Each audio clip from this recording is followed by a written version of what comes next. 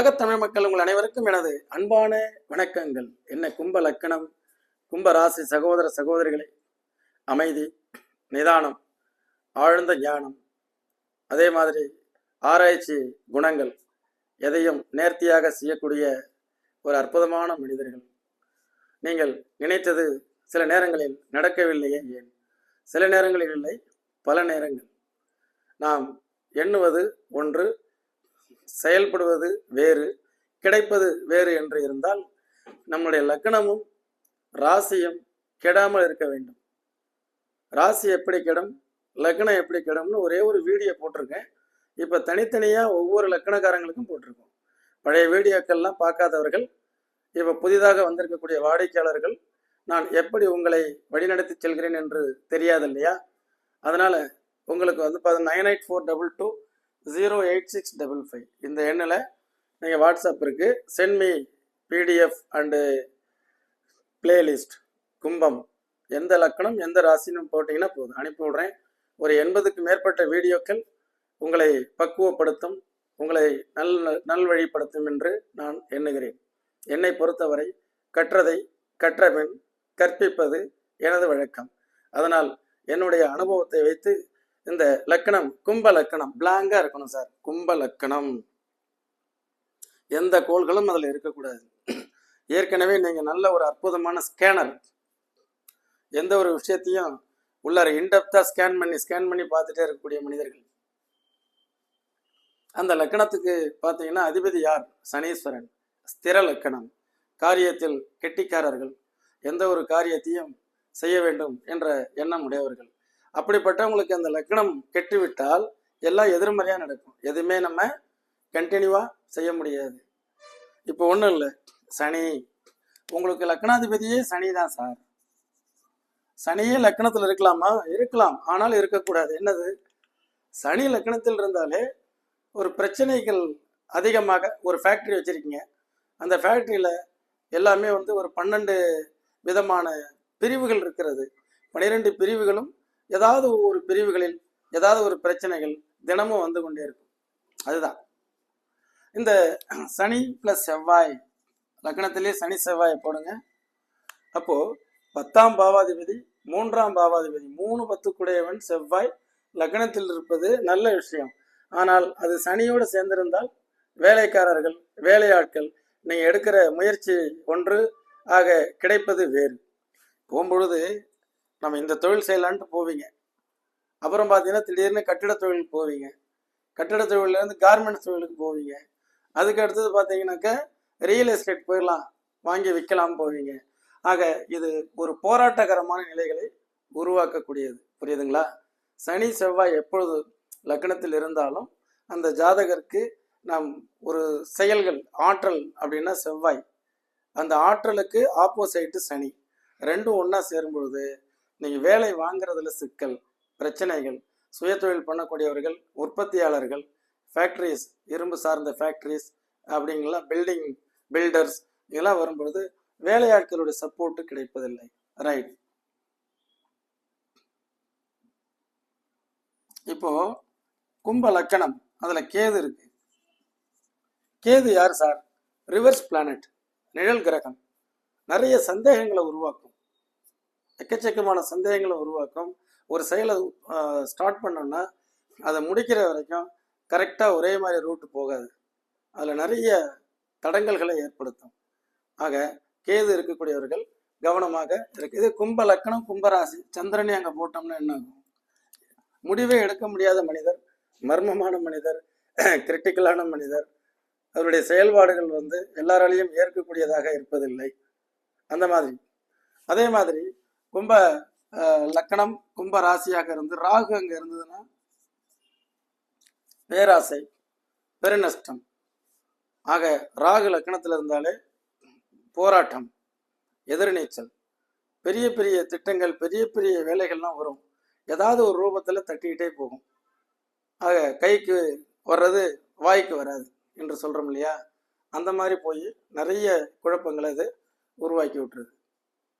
ஆக ராகு செவ்வாய் சேர்க்கை,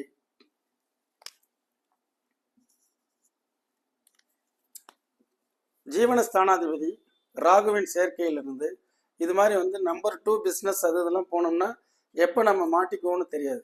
அதெல்லாம் ஈடுபடுவீங்க. ராகு செவ்வாய் சேர்க்கை லக்னத்தில் நிறைய இருக்கு. பட் நம்ம ஒரு 10-15 நிமிட வீடியோவில் எல்லாத்தையும் சொல்ல முடியாது. உங்களுடைய ஜனனகால ஜாதகத்தை பார்க்கும்போது சொல்கிறேன்.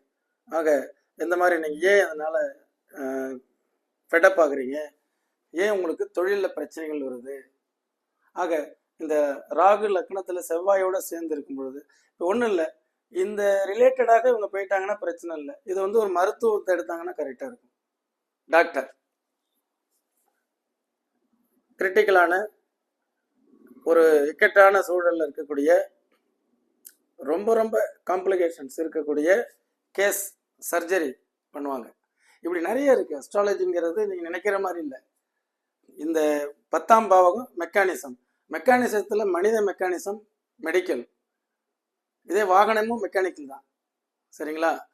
ஒரு பெரிய பெரிய பாய்லர்ஸ் இருக்கு, அதில் ரிப்பேர், கப்பல் அதில் இன்ஜினியர், இப்படிலாம் நிறைய இருக்கு. அப்போ இந்த நிகழ்ச்சி வந்து லக்கணம் அல்லது ராசி கெட்டு விட்டாலுங்கிறது தலைப்பு.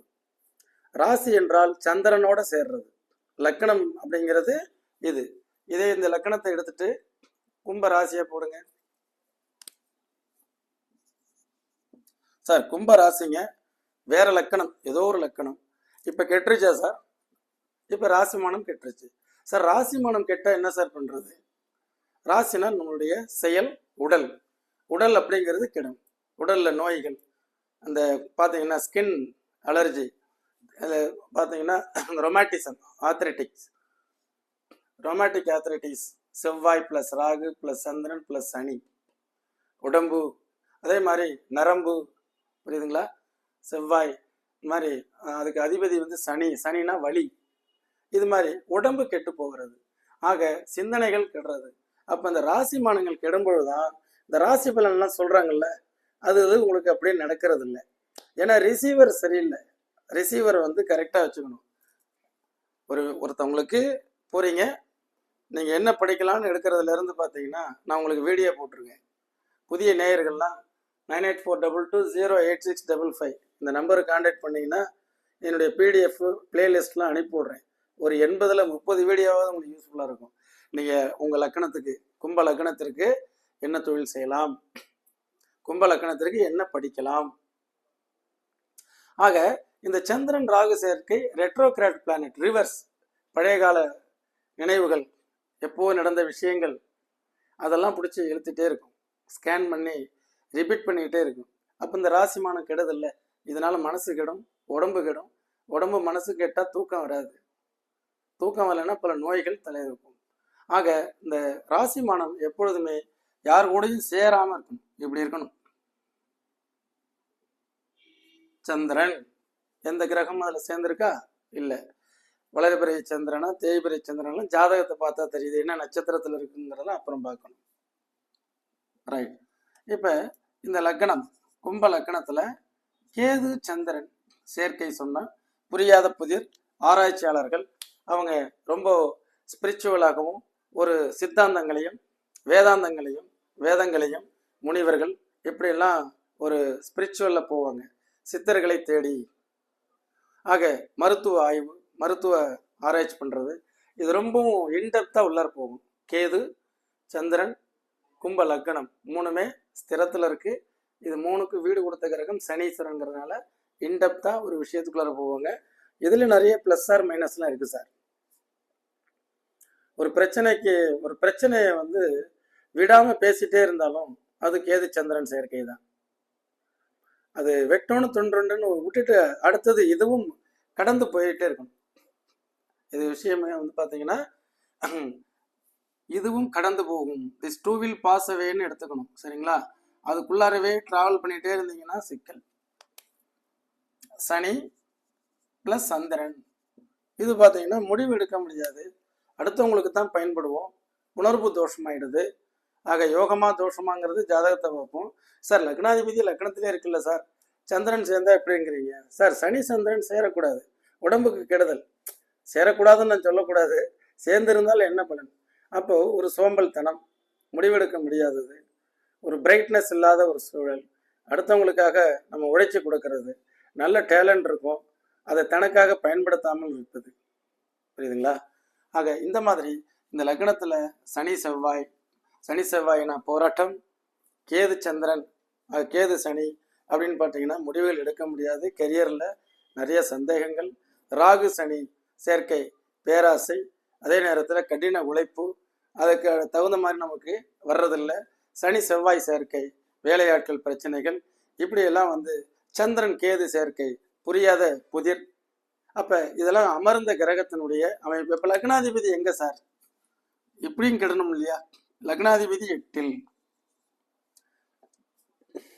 இந்த 8 2ல், இந்த மாதிரி இருந்தாலும் லக்னாதிபதி கெட்டு போச்சு. இப்ப இவங்க போற ரூட்லாம் புள்ளியார குடிக்க போக குரங்கு வந்த கதையா முடியுது. இவர்கள்லாம் என்ன செய்யலாம்? ஒவ்வொரு செயல்களையும் அதனை ஆய்ந்து அதை அடுத்தவங்களுடைய யாராவது மனைவியோ கணவனோ அவர்களுடைய பெயர்ல செய்யலாமாங்கிறது ஜாதகத்தை பார்த்து முடிவு பண்ணும். லக்னாதிபதி 6ஆம் இடத்தில் கடனாலே ஆக்கி விட்டுரு சார்.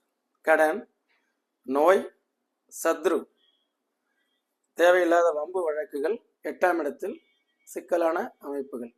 லக்னாதிபதி 12ஆம் இடத்துல இருக்கு சார். எங்கேயாவது புலம்பெயர்ந்து வேற நாட்டில் வசிக்கிறது, வேற ஊருக்கு போய் அதனால தன்னுடைய பூர்வீகத்திலிருந்து ஜெயிக்க முடியல இயங்கக்கூடிய வருத்தம், இதுவும் லக்னாதிபதி கெடுறதுதான். தன் பயன் எல்லாமே தனக்கு பயன் இல்லாமல் அடுத்தவங்களுக்கு பயனளிக்கக்கூடியதாக போயிட்டு இருக்கிறது. புரிஞ்சிட்டீங்களா?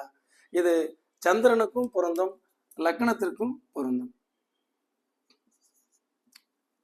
அதாவது சந்திரன் உங்களுக்கு ராசிக்கு அதிபதி 8ல், ராசிக்கு அதிபதி 6ல், ராசிக்கு அதிபதி 12ல். இதெல்லாம் நீங்க பார்த்தீங்கன்னா தெளிவாக ஒரு முடிவுக்கு வருவீர்கள். லக்கணமும் ராசியும் எப்படி கெடும் என்பதை ஒவ்வொருத்தவங்களுக்கும் போட்டிருக்கேன். புதிய நேயர்கள் பிளேலிஸ்ட்ல போயிட்டு இந்த கும்பம் லக்கணம் உங்க ராசியை எடுத்துக்கலாம். தெரியாதவங்க எனக்கு அனுப்பி விடுங்க, நான் உங்களுக்கு அனுப்புறேன். என்னை பொறுத்தவரை வருங்கால சந்ததிகள் வளமாக வாழ்வதற்கு எனக்கு தெரிந்த வழிமுறைகளை சொல்லி உங்களை நான் பலப்படுத்த விரும்புகிறேன், உங்களை நான் வளப்படுத்த விரும்புகிறேன். அதை விடுத்து உங்களுக்கு இதெல்லாம் இந்த வாரத்தில் வரும் அதெல்லாம் வரும்னா ரிசீவர் சரியில்லையே, ரிசீவ் பண்ணணும் இல்லையா, ஹேண்டில் பண்ணணும் இல்லையா? அப்போ நம்ம லக்னமும் ராசியும் கெடக்கூடாது. இது போன்று பயனுள்ள நிகழ்ச்சிகள் பிடித்திருந்தால் உங்களுக்கு ஷேர் பண்ணுங்க, லைக் பண்ணுங்க, மேலான கருத்துக்களை எழுதுங்க. என்றும் உங்கள் ஜோதிட வாழ்வியல் ஆலோசகராக இன்னொரு நிகழ்ச்சியில் சந்திக்கிறேன். நன்றி, வணக்கம்.